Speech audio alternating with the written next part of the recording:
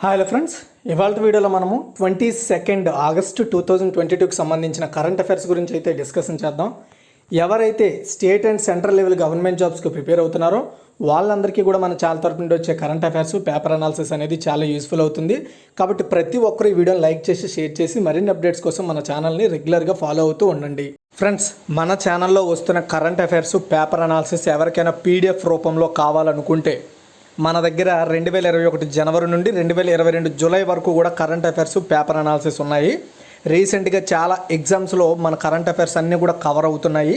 And మనం ఒక offer provide చేస్తున్నాము. 12 నెలలకి ఎవరికైనా సరే 12 నెలలు ఎప్పటి నుండి జనవరి నుండి జూలైలో ఈ మధ్యలో 12 నెలలు ఎవరికైనా సరే కరెంట్ అఫైర్స్ కావాలనుకుంటే కేవలం 200 రూపాయలేనండి. గుర్తుపెట్టుకోండి, 12 నెలలకు మాత్రమే. అలా అని జనవరి నుండి జూలై వరకు అనుకోకండి. నేను ఈ రెండు సంవత్సరాల మధ్యలో ఏదైనా 12 నెలలది 200 రూపాయలు. ఒకవేళ మీకు ఒకే నెల కావాలనుకుంటే 25 రూపాయలు. మీరు ఇవి ఎలా పొందొచ్చు అంటే, ఇక్కడ కనబడుతున్న ఏదైతే PhonePe are Google pay number ఉందో, పేటిఎం నెంబర్ ఉందో, దీనికి మీకు 200 రూపాయల ఆఫర్ది కావాలా, కేవలం ఒక మంత్దే కావాలనేది మీరు చూస్ చేసుకొని దీనికి మనీ సెండ్ చేస్తే, ఆ సెండ్ చేసిన మనీని స్క్రీన్ షాట్ తీసి కింద కనబడుతున్న వాట్సాప్ నెంబర్కి పంపించి మీకు ఎప్పటి నుండి ఎప్పటికి కావాలో అక్కడ మెన్షన్ చేస్తే మీరు పంపించిన 24 అవర్స్లోగా మీకు కరెంట్ అఫైర్స్ అనేవి సెండ్ చేయడం జరుగుతుంది. గుర్తుపెట్టుకోండి, పెర్ మంత్ 25 రూపీస్. అండ్ ఒకవేళ మీకు 12 నెలలది కావాలనుకుంటే 200 రూపాయలు. అండ్ మన దగ్గర 2021 జనవరి నుండి 2022 జూలై వరకు ఉన్నాయి. గుర్తుపెట్టుకోండి. ఫ్రెండ్స్, ఫస్ట్ క్వశ్చన్ చూసుకుంటే, మున్సిపల్ కౌన్సిల్, నగర పంచాయతీలు మరియు పారిశ్రామిక టౌన్షిప్ల చట్టం 1965కి సవరణ బిల్లును ఏ రాష్ట్ర అసెంబ్లీ ఆమోదించింది? ఆన్సర్ వచ్చేసి మహారాష్ట్ర అండి. నగర పరిషత్తులు, పంచాయతీలు అధిపతులను ఓటర్లు నేరుగా ఎన్నుకునే చట్టానికి సవరణను మహారాష్ట్ర శాసనసభ ఆమోదించిందండి. ముఖ్యమంత్రి ఏకనాథ్ షిండే మహారాష్ట్ర మున్సిపల్ కౌన్సిల్, నగర పంచాయతీలు, పారిశ్రామిక టౌన్షిప్ల చట్టం 1965కి సవరణ బిల్లును ప్రవేశపెట్టారు. దీన్ని 2022తో మనము పోల్చుకోవాల్సి ఉంటుందన్నమాట. అండ్ అంటే ఈ మహారాష్ట్ర మున్సిపల్ కౌన్సిల్, నగర పంచాయతీలు, పారిశ్రామిక టౌన్షిప్ల చట్టం 2022 అనాలి. ఎందుకంటే 2022లో దానికి సవరణ చేయడం జరిగింది కాబట్టి. అయితే నగర పరిషత్తు లేదా మున్సిపల్ కౌన్సిల్ అధిపతులను ఎన్నుకునే ప్రజాప్రతినిధులు ప్రస్తుత పద్ధతిని మార్చడానికి ఈ సవరణ అనేది చేయడం జరిగిందండి.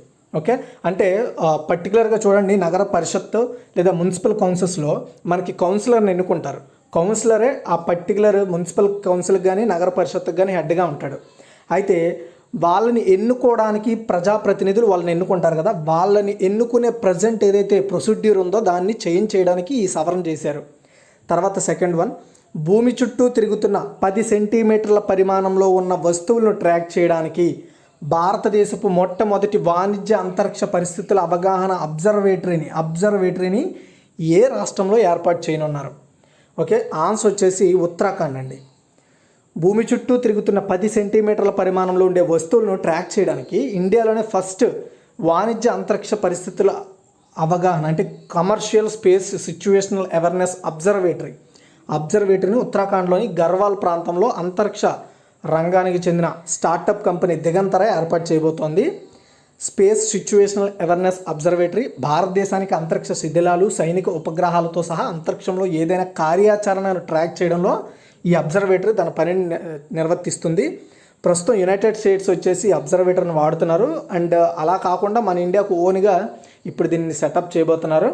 అయితే భూ ఆధారిత సెన్సార్ నెట్వర్క్తో పాటు అధిక నాణ్యత పరిశీలనలు, లోతైన ప్రదేశాలలో ముఖ్యంగా భూస్థిర, మధ్యస్థ భూమి అండ్ అధిక భూమి కక్షలలో సంభవించే సంఘటనలను పర్యవేక్షించే సామర్థ్యాన్ని అబ్జర్వేటరీ కలిగి ఉంటుంది. ఓకే, తర్వాత వచ్చేసి 3 ఆస్ట్రేలియా ఇండియా ఎడ్యుకేషనల్ కౌన్సిల్, దీన్నే AIEC అంటారు. దీని యొక్క 8వ సమావేశం జరిగింది ఇటీవలే. ఆన్సర్ వచ్చేసి 6th అండి, ఈరోజే జరిగింది. వెస్ట్రన్ సిడ్నీ యూనివర్సిటీలో ఆస్ట్రేలియాలో ఉంది ఇది. So Australia India educational council యొక్క 6వ సమావేశానికి కేంద్ర విద్య మరియు నైపుణ్యాభివృద్ధి వ్యవస్థాపకత మంత్రి ధర్మేంద్ర ప్రధాన్, ఎడ్యుకేషన్ మినిస్టర్ గారు అయితే మన దేశం తరపున సహాధ్యక్షత వహించారు. అండ్ ఆస్ట్రేలియా తరపున చూసుకున్నట్టయితే క్లేర్ అనే ఒక విద్యాశాఖ మంత్రి అధ్యక్షత వహించారనమాట. ఈ మీటింగ్లో విద్య గురించి, నైపుణ్యాభివృద్ధి గురించి, పరిశోధన గురించి, ఆవిష్కరణల గురించి, వ్యవస్థాపకత సహకారం గురించి 2 దేశాలకు చెందిన మంత్రులు మాట్లాడుకున్నారు. అండ్ ఇండియా ఆస్ట్రేలియా ఈ పార్ట్నర్షిప్తో విద్యను కీలక స్తంభంగా మార్చాలనే ఉద్దేశంతో చర్చించుకోవడం జరిగింది. వీటికి ఇరు దేశాల మంత్రులు కూడా అగ్రి అయ్యారు. ధర్మేంద్ర ప్రధాన్ ఆస్ట్రేలియన్ యూనివర్సిటీ మరియు నైపుణ్యం కలిగిన సంస్థలను భారతదేశంలో అంటే ఆస్ట్రేలియాలో ఉండే యూనివర్సిటీకి సంబంధించిన కొన్ని క్యాంపస్లను మా ఇండియాలో కూడా ఏర్పాటు చేయాలని ఆయన అడగడం జరిగిందండి. సో ఫ్యూచర్లో ఆస్ట్రేలియాకి సంబంధించిన పెద్ద పెద్ద యూనివర్సిటీ క్యాంపస్ మన ఇండియాలో కూడా రావచ్చు. తర్వాత 4th వన్ 2022-23 ఈ ఆర్థిక సంవత్సరానికి ప్రజెంట్ రన్ అవుతున్న ఫైనాన్షియల్ ఇయర్ ఇదే. ఈ ఆర్థిక సంవత్సరానికి 10,696.61 కోట్ల పన్ను రహిత బడ్జెట్ను ఏ రాష్ట్రం లేదా యూటీ ప్రవేశపెట్టింది? ఆన్సర్ వచ్చేసి పుదుచ్చేరి అండి. చూడండి 10 కోట్లు, కేవలం 10,000 కోట్లు. ఓకేనా, అది గుర్తుపెట్టుకోండి. పుదుచ్చేరి ముఖ్యమంత్రి ఎన్ రంగస్వామి ఈరోజు 2022-23 ఆర్థిక సంవత్సరానికి 10,696.61 కోట్ల పన్ను రహిత బడ్జెట్ను సమర్పించారు. ఇందులో కేంద్రపాలిత ప్రాంతంలో స్వాతంత్ర సమరయోధులకు ఫ్రీ హౌస్ సైట్లు కూడా ఇవ్వబోతున్నారు. అండ్ అదేవిధంగా 6th, 7th స్టాండర్డ్ స్టూడెంట్స్కి ఫ్రీగా ల్యాప్టాప్స్ కూడా ప్రొవైడ్ చేయబోతున్నారు. పుదుచ్చేరిలో జాతీయ న్యాయ విశ్వవిద్యాలయాన్ని కూడా ఏర్పాటు చేయనున్నట్లుగా ముఖ్యమంత్రి ఎన్ రంగస్వామి అనౌన్స్ చేశారు అసెంబ్లీలో. అండ్ యూనివర్సిటీకి శంకుస్థాపన చేసేందుకు ప్రధాని నరేంద్ర మోదీని ఇన్వైట్ చేశామని, ప్రాజెక్టుకు అవసరమైన స్థలాన్ని ఇప్పటికే కేటాయించామని కూడా ఆయన తెలిపారు. తర్వాత 5 ఏ రాష్ట్రంలో సురక్షితమైన తాగునీటిని అందించడానికి ఆసియా అభివృద్ధి బ్యాంక్, దీన్ని మనం ఏడీబీ అంటాము. సో దీనికి ఏడీబీ రిలేటెడ్ ఒక క్వశ్చన్ కూడా రీసెంట్గా తెలంగాణ ఎస్ఐ ఎగ్జామ్ పేపర్లో వచ్చింది. కాబట్టి ప్రతి ఒక్కరు కూడా ఇలాంటి క్వశ్చన్స్ని గుర్తుపెట్టుకోండి. అయితే ఈ ఏడీబీ అండ్ అదేవిధంగా భారత ప్రభుత్వం $96.3 మిలియన్ రుణ ఒప్పందంపై సంతకం చేశాయి. ఏ రాష్ట్రానికి? హిమాచల్ ప్రదేశ్ అండి.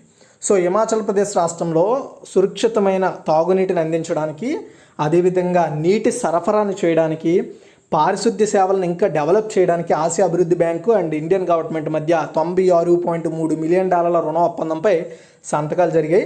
హిమాచల్ ప్రదేశ్ గ్రామీణ తాగునీటి మెరుగుదల అండ్ అదేవిధంగా జీవనోపాధి ప్రాజెక్టును డెవలప్ చేయడానికి సో ఈ ఒప్పందం మీద ఆర్థిక వ్యవహారాల శాఖ అదనపు కార్యదర్శి శ్రీ రజత్ కుమార్ మిశ్రా అండ్ భారతదేశంలో ఉన్న ఏడీబీ కంట్రీ డైరెక్టర్ అయిన శ్రీ టెకో కొనిషి సంతకాలు చేసుకున్నారు. అంటే 2024 నాటికి అన్ని గ్రామీణ కుటుంబాలకు పైపుల ద్వారా నీటిని అందించాలని లక్ష్యంగా పెట్టుకున్న ఇండియాకు సంబంధించిన జల్ జీవన్ మిషన్లో భాగంగా ఈ ఒప్పందాలు జరిగాయి. దాని విధంగా ఇక్కడ సో ఆ డెవలప్మెంట్ జరుగుతుంది అండ్ ఇన్ఫ్రాస్ట్రక్చర్ డెవలప్ చేస్తారు. దానికి తగ్గట్టుగా రాష్ట్రంలో గ్రామీణ జనాభాలో 90% కంటే ఎక్కువ మందికి తాగునీటి సదుపాయం ఉంది హిమాచల్ ప్రదేశ్లో.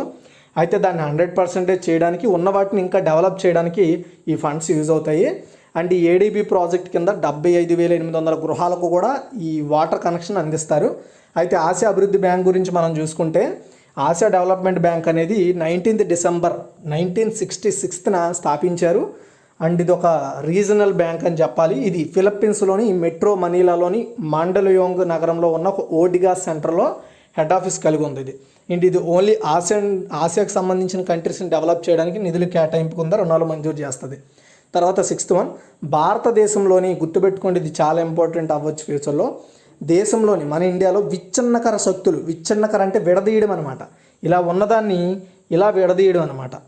సో ఇలా విడదీసే ప్రయత్నాలను ఎదుర్కోవడానికి అంటే ప్రాంతాలుగా డివైడ్ అయిపోవడానికి మరియు భారతదేశాన్ని ప్రజాస్వామ్య సామాజిక గణతంత్ర రాజ్యంగా కొనసాగడానికి, ఇప్పుడు ఎలా అయితే మనము ప్రజాస్వామ్య దేశంగా ఉన్నామో, డెమోక్రటిక్ కంట్రీగా ఎలా ఉన్నామో అలాగే ఫ్యూచర్లో కూడా కొనసాగడానికి కృషి చేయాలని కోరుతూ ఏ రాష్ట్రం తీర్మానాన్ని ఏకగ్రీవంగా ఆమోదించింది? రాష్ట్రం తన అసెంబ్లీలో. ఆన్సర్ వచ్చేసి కేరళ అండి. చూడండి, దేశంలోని విచ్ఛిన్నకర శక్తులు ఎవరైతే దేశాన్ని విడగొట్టాలనే ప్రయత్నం చేస్తున్నారో అలాంటి వాటిని ఫేస్ చేయడానికి, అలాంటి వాళ్ళని ఓడించడానికి, మన ఇండియాని ప్రజాస్వామ్య దేశంగానే కొనసాగించడానికి కృషి చేయాలని కోరుతూ కేరళ ముఖ్యమంత్రి పినరాయి విజయన్ గారు ఈరోజు కేరళ శాసనసభలో ఏకగ్రీవ తీర్మానాన్ని ప్రవేశపెట్టారు. దాన్ని ఏకగ్రీవంగా అందరూ కూడా ఆమోదించారు. దేశానికి స్వాతంత్రం వచ్చి 75 ఏళ్ళు పూర్తయిన సందర్భాన్ని పురస్కరించుకొని సభలో ఈ పర్టికులర్, అది కూడా 1 డే సెషన్లో ఈ తీర్మానం ఆమోదించారు. అండ్ ఎంతోమంది మన ఇండియాని కాపాడుకోవడానికి స్వతంత్రం కోసం ఎంతోమంది ప్రజలు అదేవిధంగా సమరయోధులు కష్టపడ్డారు. అలాంటి వాళ్ళ యొక్క ఫలితాన్ని మనం నాశనం చేయకూడదు అనేది వీళ్ళ థీమ్, కేరళ థీమ్. తర్వాత అంటే స్వార్థ రాజకీయాలు కావచ్చు, లేదా ప్రాంతీయ భేదాలు, లేదా ఇంకేదైనా విధంగా డివైడ్ చేయకూడదు అనేది వాళ్ళ ఉద్దేశం. తర్వాత 7 ధుబ్రీ జిల్లాలో భారత్ బంగ్లాదేశ్ సరిహద్దుల్లో పెద్ద భాగం కంచె లేకుండా ఉందని ఏఏఎస్యు ఆరోపించింది. ధుబ్రీ జిల్లా ఏ రాష్ట్రంలో ఉంది? సో మీకు క్లారిటీగా ఎక్స్ప్లెయిన్ చేస్తాను. ఆన్సర్ వచ్చేసి అస్సాం అండి. ఓకే, చూడండి, చారిత్రాత్మక అస్సాం ఒప్పందంపై సైన్ చేసి 37 ఇయర్స్ అయింది ఆగస్టు 15కి. అయితే ఈ ఒప్పందం ఏంటో చెప్తాను మీకు. అస్సాంలో ఉన్న ధుబ్రీ జిల్లాలో భారత బంగ్లాదేశ్ సరిహద్దు. బంగ్లాదేశ్ అంటే వేరే కంట్రీ కదా, వేరే కంట్రీతో ఖచ్చితంగా మనకి బార్డర్ అనేది సో ఉండాలి, బార్డర్ ఉంటుంది. At the same time fencing అనేది ఉండాలి, లేదంటే చొరబాట్లు జరుగుతాయి.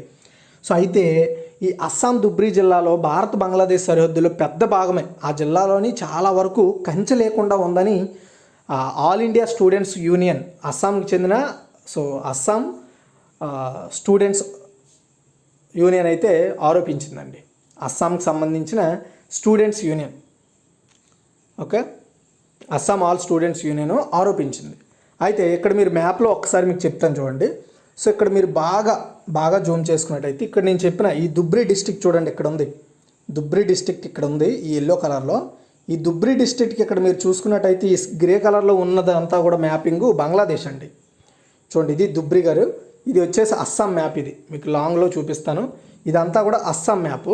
ఈ అస్సాం మ్యాప్లో ఇక్కడ మీరు చూసుకుంటే ధుబ్రీ అనే డిస్ట్రిక్ట్ ఉంది. ఈ డిస్ట్రిక్ట్కి ఆనుకొని మనకి బంగ్లాదేశ్ ఉందన్నమాట. ఈ బంగ్లాదేశ్ ప్రాంతానికి ఆనుకొని ఉన్న ఈ ధుబ్రీలో చాలా వరకు కూడా ఫెన్సింగ్ లేదంట. ఓకే, సో అయితే ఫెన్సింగ్ లేకపోతే ఇప్పుడు వచ్చిన ప్రాబ్లం ఏంటనేది కూడా ఎక్స్ప్లెయిన్ చేస్తాను. సో అంతకంటే ముందు మీరు ఇక్కడ చూసుకున్నట్టయితే సెవెన్ సిస్టర్స్లో అస్సాం కూడా ఒకటి. ఓకేనా, సో ఈ 7 సిస్టర్స్లో మీరు చూసుకుంటే అస్సాము, మేఘాలయ అండ్ త్రిపుర, తర్వాత వచ్చేసి ఈ దేశాలు మిజోరాం, ఈ దేశాలన్నీ కూడా మనకి సరిహద్దును పంచుకుంటున్నాయి బంగ్లాదేశ్తో.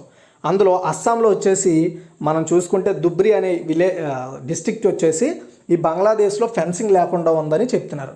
ఓకే, చూసుకోండి, ఇక్కడ మనకి ఇటువైపు మయన్మార్ అండ్ పైన చైనా, టిబెటన్ అండ్ భూటాన్, తర్వాత బంగ్లాదేశ్.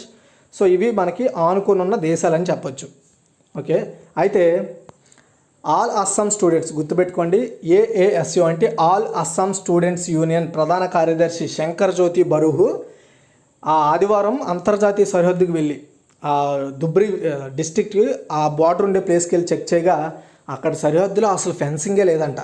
1985 నాటి చారిత్రాత్మక అస్సాం ఒప్పందం 37 ఇయర్స్ కంప్లీట్ అయింది. అండ్ ఇండో బంగ్లా సరిహద్దు యొక్క మొత్తం సీలింగ్ యొక్క ప్రధాన నిబంధనలో ఒకటి ఇప్పటికీ నెరవేరలేదని చెప్పొచ్చు. అంటే సో ఆ 1985లో ఏం జరిగిందంటే, అది ఇక్కడ మీకు ఒప్పందం చెప్తాను చూడండి. ఆ ఒప్పందం ఏంటంటే, రాష్ట్రంలోకి విదేశీయులు అక్రమ ప్రవేశానికి వ్యతిరేకంగా విద్యార్థుల సంస్థ తలపెట్టిన ఆందోళన ముగించేందుకు 1985లో ఆగస్టు 15న all Assam Gana Sangram Parishad and AASU and all Assam student union వీళ్ళందరూ కలిసి ఒప్పందం చేసుకున్నారు. కేంద్ర ప్రభుత్వం అండ్ రాష్ట్ర ప్రభుత్వం వీళ్ళందరూ ఒప్పందం చేసుకున్నారు.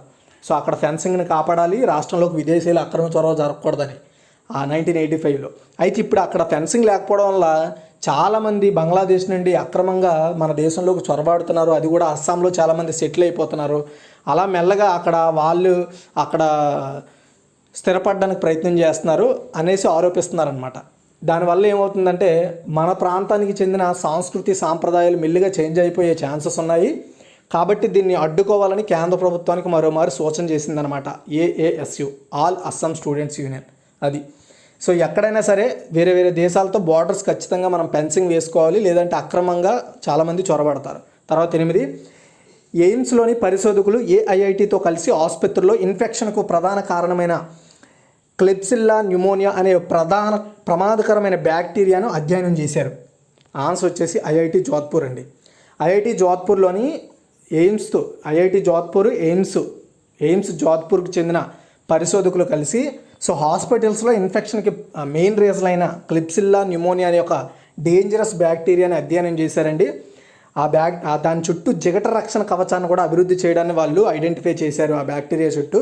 So Vellore institute of technology సహకారంతో నిర్వహించబడుతున్న ఈ అధ్యయనం బ్యాక్టీరియా యొక్క శక్తికి కారణమైన కొత్త జన్యువులను గుర్తించడానికి జన్యుశాస్త్రం, పరమాణు జీవ శాస్త్ర విధానాలను ఉపయోగిస్తోందట. ఈ పరిశోధన మైక్రోబయాలజీ స్పెక్ట్రమ్ జర్నల్లో ప్రచురించారు. యాక్చువల్గా ప్రపంచ ఆరోగ్య సంస్థ యొక్క ప్రాధాన్యత జాబితాలో క్లెబ్సియోల్లా న్యూమోనియా వ్యాధికారిక క్రిముల్లో ఒకటండి. అండ్ ఐసీయూ రోగులు మరియు నవజాత శిశువుల్లో న్యూమోనియా, రక్త ప్రవాహ ఇన్ఫెక్షన్లు వంటివి ఆసుపత్రిలో పొందిన వ్యాధులకు ఇది ఒక ముఖ్య కారణం అంట. యాక్చువల్గా హాస్పిటల్లో చాలామంది చిన్నపిల్లలు కావచ్చు, ఐసీయూలో ఉండే వాళ్ళకి ఈ పర్టికులర్గా న్యూమోనియా, రక్త ప్రవాహ ఇన్ఫెక్షన్ రావడానికి ఈ బ్యాక్టీరియా రీజన్ అని వాళ్ళు ఐడెంటిఫై చేశారు. కాబట్టి ఫ్యూచర్లో హాస్పిటల్స్ని క్లీన్ చేసే ప్రోగ్రామ్స్ కూడా చేపట్టే ఛాన్సెస్ ఉన్నాయి. తర్వాత 9, వివిధ కేంద్ర మంత్రిత్వ శాఖలు వాటికి సంబంధించిన విభాగాలు మరియు ఏజెన్సీల అవార్డులన్నింటికీ ఏ పేరుతో ఒకే ఆన్లైన్ పోర్టల్ను లేదా సంయుక్త పోర్టల్ అంటారు, కంబైన్డ్ పోర్టల్ను అభివృద్ధి చేసింది. అంటే మీకు సింపుల్గా చెప్తాను చూడండి. ఫర్ ఎగ్జాంపుల్ వేరే వేరే సెంట్రల్ గవర్నమెంట్ నుండి చాలా అవార్డులు అనేవి ప్రదానం చేస్తారు కదా, అలా దానికి సపరేట్ వెబ్సైట్ ఉండకుండా, అంటే లైక్ పద్మశ్రీ కావచ్చు, పద్మ అవార్డులు కావచ్చు, లేదా ఇతరత్ర ఏ అవార్డులకైనా ఒకే పోర్టల్ని అయితే అభివృద్ధి చేశారు. ఆ పోర్టల్ పేరు రాష్ట్రీయ పురస్కార్ పోర్టల్ అండి. చూడండి, సో పారదర్శకత, ప్రజా భాగస్వామ్యాన్ని డెవలప్ చేయడానికి వివిధ కేంద్ర మంత్రిత్వ శాఖలు, విభాగాలు, ఏజెన్సీల అవార్డులన్నింటినీ ఒకే వేదికపైకి తీసుకురావడానికి ఒక ఉమ్మడి పోర్టల్ను అభివృద్ధి చేసింది కేంద్ర ప్రభుత్వము. సో కేంద్ర హోం మంత్రిత్వ శాఖ పోర్టల్ రాష్ట్రీయ పురస్కార్ పోర్టల్ దాని పేరు. సో అంటే ఇప్పుడు awards.gov.in ఉంది, దాన్ని అక్కడ మీరు ఓపెన్ చేస్తే రాష్ట్రీయ పురస్కార్ పోర్టల్గా షో చేస్తుంది. ఈ పోర్టల్ని ఏర్పాటు చేశారనమాట. ఫర్ ఎగ్జాంపుల్ మీరు ఎవరైనా నామినేషన్స్ ఇస్తుంది కదా సెంట్రల్ గవర్నమెంట్, అప్పుడు మీరు ఎవరినైనా ఎన్నుకోవాలి, మీరు ఎవరినైనా ఎందుకు ఎన్నుకోవాలనుకునే మీరు నామినేషన్స్ వేయడానికి కావచ్చు, లేదా సిఫార్సు చేయడానికి కావచ్చు, లేదా అవార్డుల ప్రకటన కావచ్చు, అంతా కూడా ఇకపై ఈ వెబ్సైట్ ద్వారా జరుగుతుంది. పోర్టల్లో ప్రస్తుతం వివిధ రకాల అవార్డుల కోసం నామినేషన్లు, సిఫార్సులు అయితే స్వీకరిస్తున్నారు. ఒకసారి మీరు కూడా వెళ్ళి పోర్టల్ విజిట్ చేయండి, మీకు ఒక అవగాహన వస్తుంది ఏంటనేది. అయితే 10 ఏ దేశంలో ఆజాదీ కా అమృత్ మహోత్సవ్ వేడుకల్లో భాగంగా ప్రపంచంలోనే అతిపెద్ద భారతీయ కార్యక్రమం, సో వేడుకల్లో భాగంగా ప్రపంచంలోనే అతిపెద్ద భారతీయ కార్యక్రమం 2 గిన్నిస్ ప్రపంచ రికార్డులు నెలకొంది. ఇది మన దేశంలో కాకుండా వేరే దేశంలో జరిగిందనమాట. అది గుర్తుపెట్టుకోవాలి, మన దేశంలో కాకుండా వేరే దేశంలో జరిగిన అతిపెద్ద భారతీయ కార్యక్రమం 2 గిన్నిస్ ప్రపంచ రికార్డులు నెలకొంది. అది ఎక్కడ? అమెరికా అండి. సో మనకి 75వ స్వాతంత్ర వార్షికోత్సవాన్ని పురస్కరించుకొని 75 ఇయర్స్ కంప్లీట్ అయిన సందర్భంగా న్యూయార్క్లోనే నిర్వహించిన వార్షిక భారత దినోత్సవ పెరేడ్లో పాల్గొన్న ప్రవాస భారతీయులు ఒక మైలురాయిని సాధించారు. ఆ మైలురాయి ఏంటంటే, సో ఈ ప్రోగ్రాంలో భాగంగా 10,50,000 మంది ప్రజలు హాజరయ్యి అండ్ మన ఇండియన్ ఫ్లాగ్ని ఎగరేయడం జరిగిందనమాట ప్రతి ఒక్కరు. సో ఈ ఈవెంట్కి అంటే మన ఇండియా వెలుపల అంటే బయట జరిగిన ప్రపంచంలో అతిపెద్ద భారతీయ ఈవెంట్గా దీన్ని పేర్కొంటున్నారు. ఈ ఈవెంట్కు మన Telugu film star, stylish star Allu Arjun కూడా అటెండ్ అయ్యారు. దీనిని ఫెడరేషన్ ఆఫ్ ఇండియన్ అసోసియేషన్స్ వాళ్ళు నిర్వహించడం జరిగింది. సో ఈ ఈవెంట్లో ఒకటి ఏంటంటే, ఎక్కువ మంది జనం మన ఫ్లాగ్ని పట్టుకుని ఎగరేయడం అండ్ అక్కడ డమ్రు అనే ఒక పర్టికులర్ మ్యూజిక్ డ్రమ్స్ని వాయించడం ద్వారా ఒక పెద్ద ఈవెంట్గా ఆర్గనైజ్ చేశారు. అండ్ ఈ రెండింటికి ఒకటి ఎక్కువ మంది మన ఫ్లాగ్స్ని పట్టుకొని అక్కడ ఎగరేయడము, విభిన్నమైన ఫ్లాగ్స్ మన దేశానికి చెందింది. ఇంకోటి వచ్చేసి ఆ డమ్రు అనే ఒక పర్టికులర్ మ్యూజిక్ ఈవెంట్ నిర్వహించడం ద్వారా గిన్నిస్ రికార్డ్కి ఎక్కింది. ఈ రెండు కూడా సపరేట్గా. తర్వాత 11 ఇటీవల ఎవరి అధ్యక్షతన 23వ సెంట్రల్ జోనల్ కౌన్సిల్ సమావేశం భోపాల్లో జరిగింది. ఆన్సర్ వచ్చేసి శ్రీ అమిత్ షా అండి, అతని అధ్యక్షతన జరిగింది. కేంద్ర హోంమంత్రి అమిత్ షా మధ్యప్రదేశ్ రాష్ట్రం భోపాల్లోని 23వ సెంట్రల్ జోనల్ కౌన్సిల్, ఇక్కడ మీరు గుర్తుపెట్టుకోవాలి, సెంట్రల్ జోనల్ సమావేశానికి అధ్యక్షత వహించారు. సెంట్రల్ జోనల్ కౌన్సిల్లోని మధ్యప్రదేశ్, ఛత్తీస్గఢ్ అండ్ ఉత్తరప్రదేశ్, ఉత్తరాఖండ్ స్టేట్స్ ఉంటాయి. సో వీటికి సంబంధించిన విషయాల మీద చర్చించడానికి సెంట్రల్ జోనల్ కౌన్సిల్ పనిచేస్తూ ఉంటుంది. షెడ్యూల్డ్ కులాలు, షెడ్యూల్డ్ తెగల సంక్షేమం, రైతుల సంక్షేమం, పిల్లలపై నేరాలు, అంతర్గత భద్రత, ఉగ్రవాదం, నక్సలిజం ఇలాంటి వాటిని అరికట్టడం అనే అంశాలపై చర్చించుకున్నారు. రాయ్పూర్లో ఇంతకుముందు, సో ఇప్పుడు మనం ఎన్నో చెప్పుకున్న 23 కదా, సో 22వ రాయ్పూర్లో జరిగింది 22వది, అది ఛత్తీస్గఢ్ అనమాట. అక్కడ జరిగిన మీటింగ్లో 30 అంశాలపై చర్చించారు. వాటిలో 26 సమస్యలు ఇప్పటి వరకు సాల్వ్ అయ్యాయని ఈ మీటింగ్లో చర్చించుకున్నారు. అండ్ మధ్యప్రదేశ్ ముఖ్యమంత్రి శివరాజ్ సింగ్ చౌహాన్, ఉత్తరాఖండ్ ముఖ్యమంత్రి పుష్కర్ సింగ్ ధామీ ఈ మీటింగ్లో పార్టిసిపేట్ చేశారు. ఉత్తరప్రదేశ్ ముఖ్యమంత్రి యోగి ఆదిత్యనాథ్, ఛత్తీస్గఢ్ ముఖ్యమంత్రి భూపేష్ బఘేల్. సో అక్కడ ఆ ప్రాంతాల్లో ఎక్కువగా రెయిన్ రీజన్స్గా అంటే వరదల కారణంగా వాళ్ళిద్దరూ జస్ట్ వర్చువల్గా అటెండ్ అయ్యారనమాట. అండ్ రాష్ట్రాల పునర్వ్యవస్థీకరణ చట్టం 1956లోని సెక్షన్ 15 to 22 ప్రకారం 1957లో ఏర్పాటు చేయబడిన 5 జోనల్ కౌన్సిల్ మన దేశంలో ఉన్నాయి. మొత్తం 5 కౌన్సిల్స్ ఉన్నాయి. సో ఒక్కొక్క కౌన్సిల్ ఒక్కొక్క ప్రాంతానికి చెందిందనమాట. అలాగా 5 జోనల్ కౌన్సిల్స్ ఉన్నాయి. అందులో నార్థన్ జోనల్ కౌన్సిల్ గురించి చూసుకుంటే ఇందులో హర్యానా, హిమాచల్ ప్రదేశ్, జమ్మూ కాశ్మీర్, పంజాబ్, రాజస్థాన్ అండ్ ఢిల్లీ, చండీగఢ్ ప్రాంతాలు ఉండడం జరిగింది. ఇది మీరు గుర్తుపెట్టుకోవాలి. నార్థన్ జోన్లో ఎన్ని స్టేట్స్ ఉన్నాయి, అవి ఏంటి. నెక్స్ట్ సెంట్రల్ జోనల్ కౌన్సిల్, ఇందులో ఛత్తీస్గఢ్, ఉత్తరాఖండ్, ఉత్తరప్రదేశ్, మధ్యప్రదేశ్ రాష్ట్రాలు ఉన్నాయి. ఇప్పుడు ఇక్కడే మీటింగ్ జరిగింది 23వ. అండ్ అదేవిధంగా ఈస్టర్న్ జోనల్ కౌన్సిల్, ఇందులో బీహార్, జార్ఖండ్, ఒరిస్సా, సిక్కిం, పశ్చిమ బెంగాల్ ఉన్నాయి. వెస్టర్న్ జోనల్ కౌన్సిల్లోని గోవా, గుజరాత్, మహారాష్ట్ర అండ్ కేంద్రపాలిత ప్రాంతాలైన డామన్ అండ్ డయ్యూ మరియు దాద్రా నగర్ హవేలీలు ఉన్నాయి. సదరన్ జోనల్ కౌన్సిల్లో ఆంధ్రప్రదేశ్, కర్ణాటక, కేరళ, తమిళనాడు, పుదుచ్చేరి కేంద్రపాలిత రాష్ట్రాలు కలిగి ఉన్నాయి. సో ఇందులో తెలంగాణ కూడా ఉంది. సదరన్ జోనల్ కౌన్సిల్లో తెలంగాణ కూడా ఒకటి, ఇక్కడ మెన్షన్ చేయలేదు కానీ తెలంగాణ కూడా ఉంది. అయితే సంస్థాగత నిర్మాణం, అయితే ఈ జోనల్ యొక్క నిర్మాణం ఏంటంటే చైర్మన్గా కేంద్ర హోంమంత్రి, అప్పుడు ఎవరైతే కేంద్ర హోంమంత్రిగా ఉంటారో వాళ్ళే ఆ కౌన్సిల్ అన్నింటికి చైర్మన్గా వ్యవహరిస్తారు. వైస్ చైర్మన్గా ప్రతి జోన్లో చేర్చబడిన రాష్ట్రాల ముఖ్యమంత్రులు ఆ జోన్కు వైస్ చైర్మన్గా ఉంటారనమాట. అండ్ ఒక్కొక్కరు ఒక్కో సంవత్సరం పాటు పదవిలో ఉంటారనమాట. అండ్ సభ్యులు, ప్రతి రాష్ట్రం నుండి గవర్నర్ నామినేట్ చేసిన ముఖ్యమంత్రి మరియు ఇతర మంత్రులు, జోనల్లో చేర్చబడిన కేంద్రపాలిత ప్రాంతాల నుండి 2 సభ్యులు ఉంటారు. సలహాదారులు చూసుకుంటే ప్రణాళిక సంఘం లైక్ నీతి ఆయోగ్ ప్రస్తుతం ద్వారా ప్రతి జోన్లో కౌన్సిల్కు నామినేట్ చేయబడిన ఒక వ్యక్తి, ప్రధాన కార్యదర్శులు మరియు జోన్లో చేర్చబడిన ప్రతి రాష్ట్రంచే నామినేట్ చేయబడిన మరొక అధికారి లేదా అభివృద్ధి కమిషనర్ ఈ జోనల్లో ఉంటారు. దీని యొక్క టార్గెట్స్ ఏంటి, అసలు ఈ జోనల్ కౌన్సిల్స్ వల్ల ఏం సాధించడానికి అంటే జాతీయ సమైక్యతను బయటకు తీసుకురావడం, అంటే అందరూ కలిసికట్టుగా ఉండాలనేది దీని మెయిన్ థీము.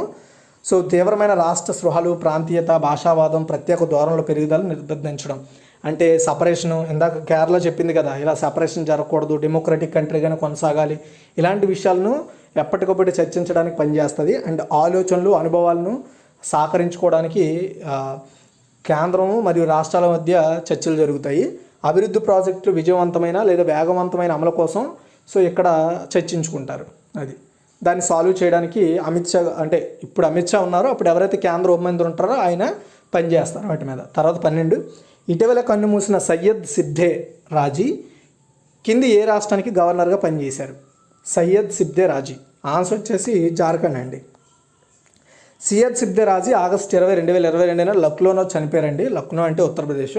అయితే ఇది చాలా లేట్గా ఈ న్యూస్ బయటకు వచ్చింది, అందుకే మనము ఈరోజు పెట్టాము. అండ్ అతను జార్ఖండ్ మాజీ గవర్నర్ అండ్ కాంగ్రెస్ పార్టీ అనుబంధంతో కలిగి ఉన్నారు ఆయన. సయ్యద్ సిబ్దే రాజీ 2 సార్లు రాజ్యసభకి సభ్యుడిగా వర్క్ చేశారు. అండ్ ఇక్కడ మీరు జార్ఖండ్ అనగానే మీకు ఇంకోటి గుర్తుకు రావాలి. ద్రౌపది ముర్ము గారు ఇప్పుడు ప్రజెంట్ మన ఇండియాకి ప్రెసిడెంట్, అండ్ ఆమె జార్ఖండ్కి కూడా గవర్నర్గా పనిచేశారు 2015లో. ఓకే, తర్వాత 13th అండి, మిథిలా మఖానాను కేంద్ర ప్రభుత్వం భౌగోళిక సూచ్య ట్యాగ్ని ప్రదానం చేసింది. ఈ మిథిల్ మఖానాకు ఇది ఏ రాష్ట్రానికి చెందింది అంటే బీహార్ అండి. ఇక్కడ మీరు ఫోటోలో చూడొచ్చు, స్పెషల్గా మీకు ఇవి తెలియాలనే ఉద్దేశంతో నేను ఇక్కడ ప్రొవైడ్ చేశాను. ఇవే మిథిల్ మఖానా, ఇవి ఎక్కువగా చెరువుల్లో దొరుకుతూ ఉంటాయి. మీరు ఒకసారి గూగుల్లో, యూట్యూబ్లో సెర్చ్ చేయండి, వాటి ప్రాసెస్ అంతా మీరు చూడొచ్చు. అయితే బీహార్కి చెందిన మిథిలా మఖానాకు కేంద్ర ప్రభుత్వం భౌగోళిక సూచి అంటే జిఐ ట్యాగ్ని ఇచ్చిందనమాట. జియోగ్రాఫికల్ ఐడెంటిఫికేషన్ ఇచ్చింది. ఇది జిఐ ట్యాగ్ని పొందిన బీహార్ నుండి 5th అంటే 5వ ఉత్పత్తి ఇది. బాగల్పూర్కు చెందిన జార్దాలు మామిడి, కతర్నీ థాన్ బియ్యం, నవాడాకు చెందిన మగాహీ పాన్ మరియు ముజఫరాపూర్కి చెందిన షాహీ లిచ్చి దీనికి ముందు జిఐ ట్యాగ్ పొందాయి. అంటే భారతదేశం యొక్క మొత్తం మఖానా లేదా ఫాక్స్ నట్ అని కూడా పిలుస్తారు. వీటిల్లో 80% బీహార్లోనే పండిస్తున్నారు. బీహార్లోని మిథిలా మఖాన్ అనేది ఫాక్స్ నట్ సాగుకు ప్రసిద్ధి చెందింది, అందుకే దీనికి జిఐ ట్యాగ్ అనేది వచ్చింది. మిథిలా మఖానకు స్థానికంగా మిథిలాలోని మఖన్ అని పిలుస్తారు. దీని బొటానికల్ పేరు వచ్చేసి యూరెయిల్ ఫిరోక్స్ సలిస్బ్.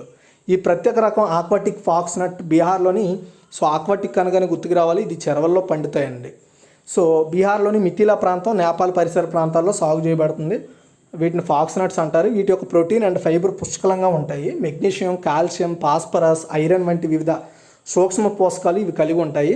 కోజాగర పూజ పండుగ సందర్భంగా మైథైలి బ్రాహ్మణ సంఘం మఖానాను ఎక్కువగా వాడుతూ ఉంటారండి. వరల్డ్ ఇంటర్నేషనల్ ప్రాపర్టీ ఆర్గనైజేషన్ లేదా WIPO ప్రకారం నిర్దిష్ట భౌగోళిక మూలం లేదా ప్రాంతానికి ప్రత్యేకంగా ఆపాదించబడే లక్షణాలను కలిగి ఉన్న ఉత్పత్తులకు జిఐ ట్యాగ్ అనేది ఇస్తారు. అదనంగా ఉత్పత్తి యొక్క లక్షణాలు, వాటి యొక్క ఇంపార్టెన్స్ తప్పనిసరిగా మూలంగా ఉండాలి. అంటే అది ఖచ్చితంగా ఆ ప్రాంతంలో చాలా ప్రముఖదై ఉండాలి. ఒక ఉత్పత్తి ఈ ట్యాగ్ వచ్చిన తర్వాత ఏ వ్యక్తి లేదా కంపెనీ అయినా ఆ పేరుతో సారూప్య వస్తువును అమ్మకూడదు. ఈ ట్యాగ్ 10 సంవత్సరాల కాలానికి చెల్లుబాటులో ఉంటుంది. ఆ తర్వాత దాన్ని మళ్ళీ పునరుద్ధరించుకోవాలి. దీని ద్వారా ప్రపంచవ్యాప్తంగా మంచి మార్కెటింగ్ కూడా జరుగుతుంది. దీనికి ఒక ప్రత్యేక గుర్తింపు వస్తుంది. తర్వాత 14, భారత విదేశాంగ మంత్రి ఎస్ జయశంకర్ ఏ దక్షిణ అమెరికా దేశంలో మహాత్మా గాంధీ ప్రతిమను ఆవిష్కరించారు? ఆన్సర్ వచ్చేసి పరాగ్వే అండి. పరాగ్వేలో మహాత్మా గాంధీ ప్రతిమను ప్రతిమ అంటే స్టాచ్యూని విదేశాంగ మంత్రి ఎస్ జయశంకర్ గారు ఆవిష్కరించారు. అతను 2 శతాబ్దాల క్రితం దక్షిణ అమెరికా దేశం యొక్క స్వాతంత్ర ఉద్యమం ప్రారంభమైన చారిత్రాత్మక కాసాడీలా ఇండిపెండెన్సీ అని కూడా సందర్శించారు అప్పట్లో. ఓకే, సో అయితే మహాత్మా గాంధీ గారు ఆయన గుర్తుగా పరాగ్వేలో ఆయన స్టాచ్యూను ఎస్ జయశంకర్ గారు ప్రారంభించారనమాట, ఆవిష్కరించారు. అయితే ఇక్కడ మీరు పరాగ్వే యొక్క మ్యాప్ చూడవచ్చు. సో పరాగ్వే యొక్క క్యాపిటల్ అసెన్సియోన్. అదేవిధంగా పరాగ్వేకి బొలివియా ఒకటి, బ్రెజిల్ ఒకటి, అర్జెంటీనా ఒకటి మనకి సరిహద్దులు పంచుకుంటున్న దేశాలు. ఇక్కడ మీరు మ్యాప్ చూడవచ్చు మొత్తం. తర్వాత 21,000 టన్నుల ఎరువుల్ని ఏ దేశానికి భారతదేశం అందజేసిందంటే శ్రీలంక అండి. మీకు ఎక్కువ మొత్తంలో ఎరువులు కానీ ఇంకేదైనా ఇతరాద్ర వస్తువుల్ని ఎక్స్పోర్ట్ చేసిందని గుర్తుగానే శ్రీలంకని చూడండి. ఆ తర్వాత మిగతా దేశాలను కూడా చూడండి. బట్ రీసెంట్గా ఎక్కువగా వస్తువులను ఎగుమతి చేసింది ఆఫ్ఘనిస్తాన్కి, శ్రీలంకకి, ఈ 2 ప్రాంతాలకి. కాబట్టి ఈ 2 పేర్లను మీరు ఖచ్చితంగా ఆప్షన్స్లో ఎక్కడైనా కనబడితే ఒకసారి వాటిని మిగతా ఆప్షన్స్ చూసుకొని పెట్టండి. ఆర్థిక సంక్షోభంలో సతమతమవుతున్న శ్రీలంకకు సుమారు 21,000 టన్నుల ఎరువుల్ని ఈరోజు భారత్ అందజేసింది. కొలంబోలో ఉన్న భారత ఎంబీసీ దీనికి సంబంధించిన ట్వీట్ చేసింది. 2 దేశాల మధ్య స్నేహం సాకార కొనసాగుతుందని భారత హైకమిషనర్ 21,000 టన్నుల ఫెర్టిలైజర్ను లంకేలకు అందజేసినట్లుగా అనౌన్స్ చేశారు. గడిచిన నెలలో శ్రీలంకకు సుమారు 44,000 టన్నుల ఫెర్టిలైజర్స్ని అంటే పర్టికులర్గా ఎరువుల్ని ప్రదానం చేసింది. ఓవరాల్గా ఇప్పటి వరకు సుమారు $4 బిలియన్ల విలువైన సహాయాన్ని శ్రీలంకకి మనం అందజేసాం, మొత్తం అన్ని రకాల సహాయాన్ని కలిపి. తర్వాత 16, ఏ దేశ తాత్కాలిక ప్రధానమంత్రిగా అబ్దులే మైగా నియమితులయ్యారు? ఆన్సర్ వచ్చేసి మాలి అండి. ఓకే, చూడండి, ఆసుపత్రిలో కొన్ని హెల్త్ ఇష్యూస్ వల్ల ఆసుపత్రిలో చేరిన ప్రస్తుత మాలి ప్రధానమంత్రి చోగుల్ మైగా స్థానంలో తాత్కాలిక ప్రధానమంత్రి నియమించారు. అతని పేరు అబ్దుల్ మైగా. ఆయన ఒక కల్నల్ అనమాట. ఆయన ప్రస్తుతం ప్రభుత్వ ప్రతినిధిగా ఉన్నారు అండ్ ప్రాదేశిక పరిపాలనా మంత్రిగా కూడా ఉన్నారు. ఆయన్ని టెంపరీ ప్రైమ్ మినిస్టర్గా అపాయింట్ చేశారు మాలీకి. అండ్ ఫ్యూచర్లో మళ్ళీ ఆయన ఈ చోగల్ మైగా యొక్క హెల్త్ సరైపోయిన తర్వాత మళ్ళీ ఆ బాధ్యతలు తీసుకుంటారు. ఓకే, అది గుర్తుపెట్టుకోవాలి మీరు. సో ఇదిగా ఓవరాల్గా ఈరోజు ఒక టోటల్ కరెంట్ అఫైర్స్. మీకు ఈ వీడియో నచ్చితే లైక్ చేసి షేర్ చేయండి. Thanks for watching. చాలా ఎక్కువ ఇన్ఫర్మేషన్ ఇవ్వబడింది, అందుకే ఈ వీడియో చాలా లాంగ్ వచ్చింది, దాన్ని మీరు గమనించండి.